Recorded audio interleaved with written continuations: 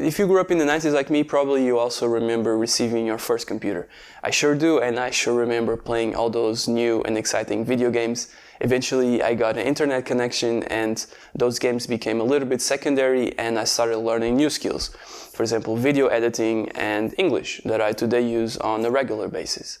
But with that new internet connection, and especially the computer, new types of habits started to settle in.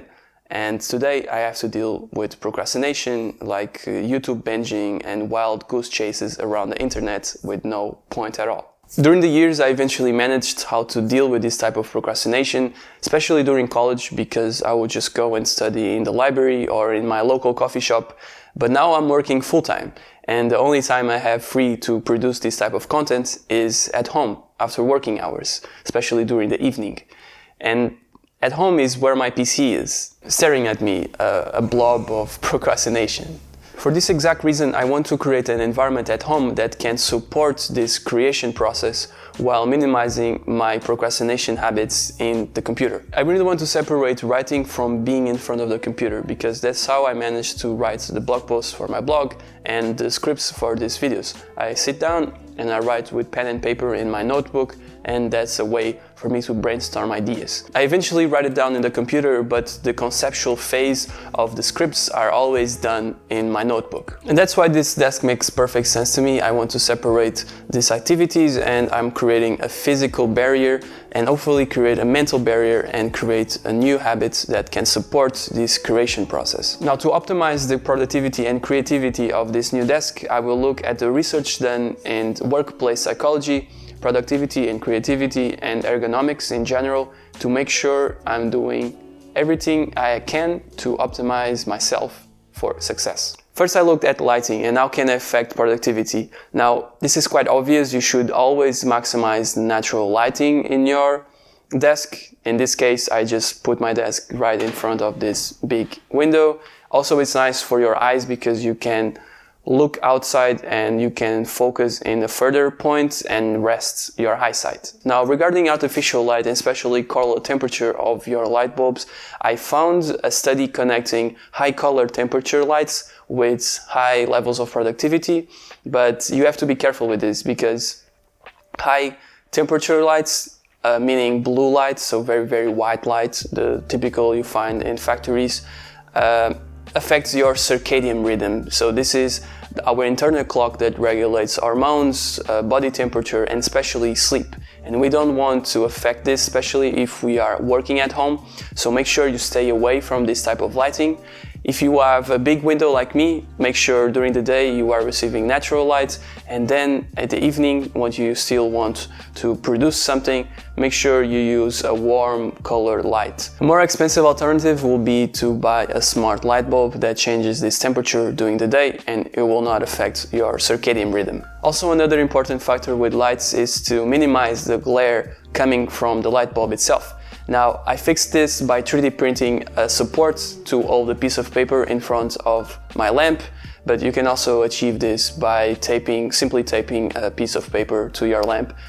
Not as sexy, but it still works. Next up, I looked at plants, and I consistently found studies connecting productivity and creativity enhancement with having plants in the workspace. Now, this is mainly because plants improve air quality, so people are healthier, and also because if there's plants, meaning that there was an effort to make the workspace look nice, people feel better and more comfortable, so they will produce more and be more creative. Now, I found this 2-year study from NASA where they looked at what type of household plants creates the most clean air, and they found that golden pothos, English ivy, and peace lily are among the best species to have at home to produce this effect. Now, I eventually want to get a golden pothos because they are easy to take care of, but for now I'm sticking with this IKEA cactus that I bought a few months ago. Eventually I want to do the change, but for now this has to do. Next, I wanted to find the connection between organization and how productive you are. If how messy or how tidy your desk is any reflection of how much you produce or how much you can create. Now, Einstein had a very interesting point of view on this subject. He said that if a cluttered desk is a sign of a cluttered mind, of what then is an empty desk a sign?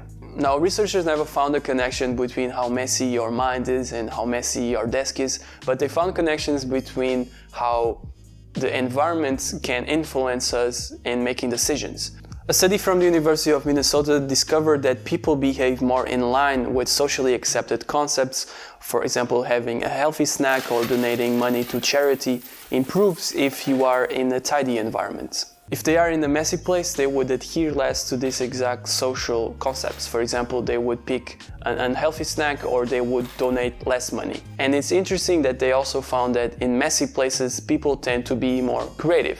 Now, I'm already a little bit messy when it comes to my desk game, so I don't think I have to change anything here, but I will make sure I keep it clean.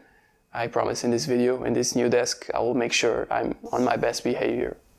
And finally, I looked at music, and before you say anything and complain that, yeah, this is a tech-free desk, how the hell is music here?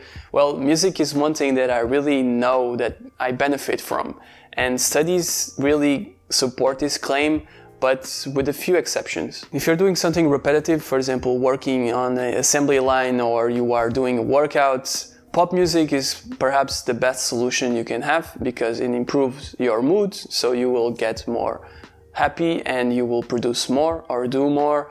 But when you're trying to do something creative, for example, writing a blog post, this might be the worst type of music you can hear. And mainly is because of the lyrics. Studies have shown that any type of speech can reduce your focus. And this goes to lyrics and songs in general, but also when you have an annoying coworker speaking in the background. If you really want to use sound as a means to make you more productive or more creative, make sure you follow these guidelines. First is make sure you hear something familiar, and studies have shown that it recruits our reward system in the brain, which makes us more motivated. Second is use ambient sounds. Now, I really like the Soft Murmur website for this one.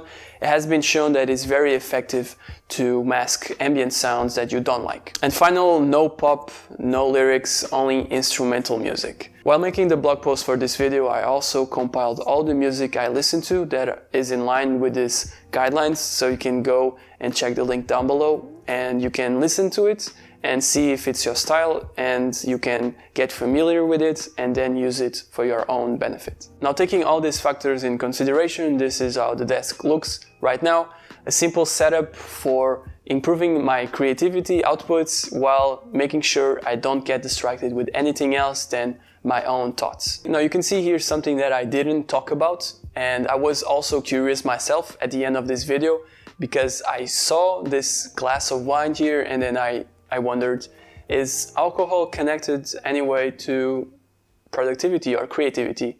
So yeah, I looked at it and it turns out that it does. I found a study called Uncorking the Muse, which is an awesome title by the way, that found that modern intoxication levels promotes a diffuse attention state which creativity benefits from. The intoxication levels of the participants was around 0.075 BAC, which for me corresponds to around 2 glasses of wine.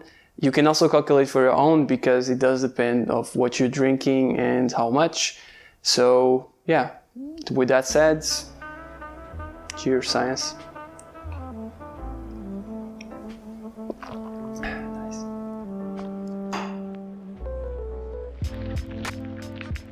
Yeah, so while I was finishing that video with that wine scene, I ran out of wine, so now I'm actually going to the supermarket to buy more wine to finish the video.